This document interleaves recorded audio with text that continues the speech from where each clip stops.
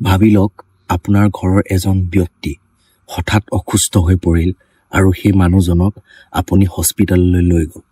আৰু হস্পিটালত লৈ গৈ ডক্টৰে ইমিডিয়েট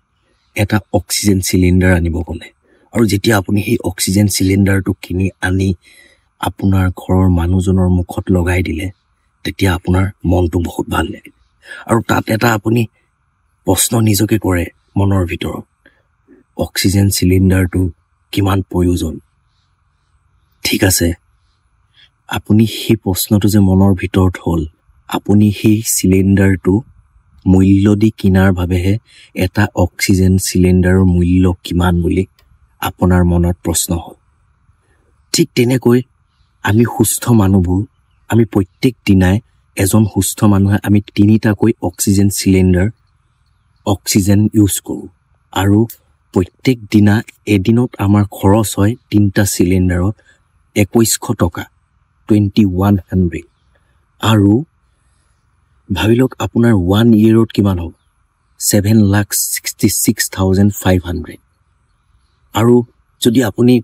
সুস্থ হৈ 65 years জীয়াই থাকিলে তেনেহলে আপুনি ফ্ৰী অক্সিজেন মূল্য 5 কোটি টকা আপুনি খৰচ কৰি ঠিক তেনেকৈ আমাৰ লাইফত যেতিয়া আমি ফ্ৰীতে অক্সিজেন পাই আছো তাৰ মূল্য আমি চিনিয়ে নাপাওঁ চাওক গছ-গছনি আমি অক্সিজেন পাই আছো বুলি ক'লে গছ-গছনিৰ পৰাই পাই আছো যেতিয়া আমি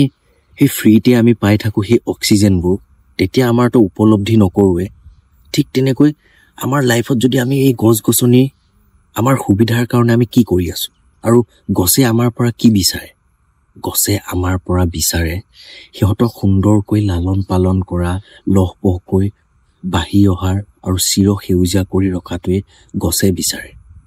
আৰু আমি সেই গছৰ পৰা গোটেই জীৱন পাওঁ উশাহ পাওঁ কিন্তু আমি সেই গছক কি কৰোঁ আমাৰ সুবিধাৰ কাৰণে বিল্ডিং বনাব লাগে ঘৰ বনাব লাগে গছ কাটি দিওঁ ৰাস্তা বনাব লাগে গছ কাটি দিওঁ আৰু ফাৰ্নিচাৰ আপোনাৰ ধুনীয়া ডাইনিং টেবুলত বহি খাব মন যায় আপুনি ধুনীয়াকৈ সোফাত বহিব মন যায় বেডত শুব মন যায় কি কৰোঁ সেই সুবিধাৰ কাৰণে আমি গছ কাটি দিওঁ কিন্তু গছে আমাক বিচাৰে সিহঁতক লালন পালন কৰা সুন্দৰকৈ চিৰ সেউজীয়া কৰি ৰখায় ভাবকচোন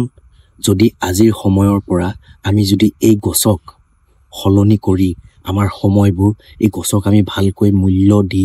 ৰাখোঁ আৰু এই গছক আমি ভালকৈ চিৰ সেউজীয়া কৰি তুলিবলৈ চেষ্টা কৰোঁ তেনেহলে আমাৰ আহিবলগীয়া প্ৰজন্ম আমিতো এদিন মৰি যাম সেই আহিবলগীয়া প্ৰজন্ম যোনখিনি মানুহ জন্ম হ'বলৈ বাকী আছে সিহঁতে সুন্দৰ উশাহ সুন্দৰ সপোনবোৰ সিহঁতে ভালকৈ জীয়াব পাৰিব যদি আমি এতিয়াৰ পৰাই গছ ভালকৈ সংৰক্ষণ কৰোঁ চাওক আজিৰ সময়তো বহুত বেমাৰ হৈছে এস্থেমা হৈছে হাৰ্টৰ প্ৰব্লেম হৈছে লাঞ্চ ডিজিজ হৈছে লাঞ্চ ডেমেজ হৈছে এটসেট্ৰা কিন্তু সেই আহিবলগীয়া সময়ত আমি যেতিয়া নাথাকিম সিহঁতৰ বাবে কিমান ডাঙৰ সাংঘাতিক বেমাৰ হ'ব আজি 2টা হৈছে কালি 1000টা হ'ব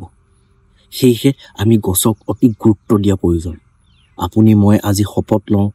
যে এই গছক ভালকৈ জীয়াই তুলো আৰু এই গছৰ পৰা আমি গোটেই জীৱন প্ৰাণ পাবলৈ সদায় আমি মূল্য দিম আৰু গছ কেতিয়াও আমি নষ্ট নকৰোঁ সেয়ে লাষ্ট কথা save tree save wild save world save life